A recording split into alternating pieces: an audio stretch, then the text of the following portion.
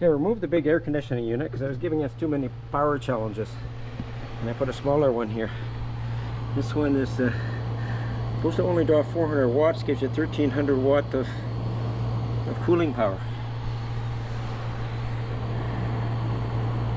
6500 BTU or 4500 BTU, whatever that says. And yeah, it's nice and cool on this side.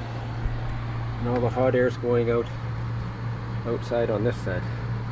Should insulate this pipe actually. Just fighting itself. Put some heat back in the building maybe.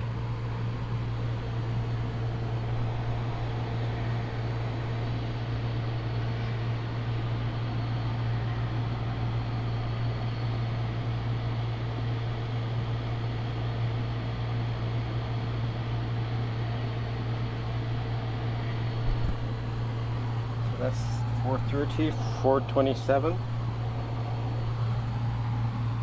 430. We'll turn off at 5.